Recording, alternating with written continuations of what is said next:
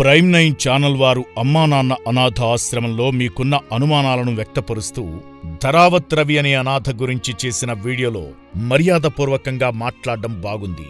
ఆ వీడియోలో మీరు వాడిన మాటలు, మాట్లాడిన విధానం నన్ను ఆకట్టుకున్నాయి. కష్టపడి అనాథలను సాకుతున్న నాకు మీడియా అంటే చాలా అభిమానం. అలాగే ప్రైమ్ 9 ఛానల్ అన్నా కూడా ఎంతో గౌరవం. ఇక అసలు విషయానికొస్తే, ఆ వీడియోలో మీరు లేవనెత్తిన ప్రతి ప్రశ్నకు నా వద్ద సమాధానముంది.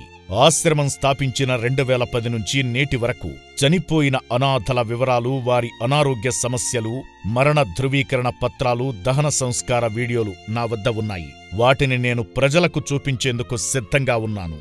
అలాగే గట్టు ప్రొడక్షన్స్, గట్టు కన్స్ట్రక్షన్ పై మీరు సంధిస్తున్న ఆరోపణలను కూడా స్వీకరించి అన్నింటికీ అకౌంట్స్తో సహా ఆర్థికపరమైన లావాదేవీల వివరాలను ప్రజలందరి ముందు బహిరంగంగా వివరించేందుకు సిద్ధంగా ఉన్నాను. అలాగే ఆశ్రమం స్థాపించిన 2010 నుంచి ఇప్పటి వరకు అనాథల నిత్యాన్నదాన వివరాలు, ఆర్థికపరమైన ఖర్చులు, దాతల విరాళాలు వివరాలు ప్రజలు, అధికారుల ముందు ఉంచేందుకు సిద్ధం.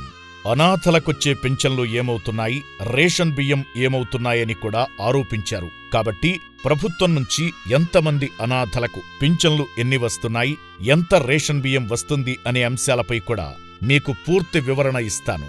అమ్మానాన్న అనాథ ఆశ్రమం అకౌంట్స్లో ఒక్క రూపాయి తేడా వచ్చినా, ఖాతాలో తప్పులున్నా, మీరనుకుంటున్నట్లు నకిలీ బిల్లులు సృష్టించానని రుజువు చేసిన న్యాయ చట్టపరంగా శిక్షార్హుడినే.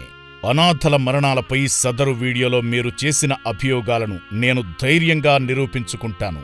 2010 నుంచి నేటి వరకు కాలం చేసిన అనాథలందరి మరణ ధృవీకరణ పత్రాలు, పోలీసుల అనుమతి, వైద్యుల చికిత్స, శ్మశాన వాటిక పత్రాలు, దహన సంస్కార వీడియోలు అన్నీ ఉన్నాయి. వాటిని మీకు సమర్పిస్తాను. శ్రీ పుణ్యలింగేశ్వర స్వామి క్షేత్రం గురించి కూడా మీరు చేసిన ఆరోపణలు అసత్యాలని ఆధారాలతో సహా నిరూపించుకునే దమ్ము నాకుంది కనుకనే అనాథల కోసం ఒంటరి పోరాటం చేస్తున్నాను. ఆ పరమేశ్వరుడు ఆ శక్తి, ధైర్యం ఇచ్చాడు కాబట్టే 100 మంది అనాథలను పోషించగలుగుతున్నాను. 100 మంది సిబ్బందికి జీవనోపాధి కల్పిస్తున్నాను. ఈ నిజ నిరూపణలో నేను నిజాయితీగా బయటపడకపోతే అమ్మానాన్న అనాథ ఆశ్రమాన్ని, శ్రీ పుణ్యలింగేశ్వర స్వామి క్షేత్రాన్ని ప్రభుత్వ స్వాధీనం చేస్తానని మనస్ఫూర్తిగా తెలుపుతున్నాను. అలాగే మీ ప్రైమ్ 9 ఛానల్ ఆశ్రమానికి బహిరంగంగా క్షమాపణలు చెప్పడంతో పాటు ఇప్పటివరకు మీ వలన ఆశ్రమానికి, అనాథలకు జరిగిన నష్టపరిహారాన్ని భరించాలి. మీ ఆరోపణల వలన దాతల నుంచి విరాళాలు కోల్పోయాను. దాతల పరువుకు నష్టం వాటిల్లింది. ఆశ్రమ వ్యవస్థాపకుడిగా నా పరువుకు నష్టం వాటిల్లింది. వీటన్నింటికీ తగిన పరిష్కారం చూపి ఆమోదిస్తున్నట్లుగా లిఖితపూర్వకంగా లేఖ రాస్తే నిజ నిరూపణకు వచ్చేందుకు నేను సిద్ధం.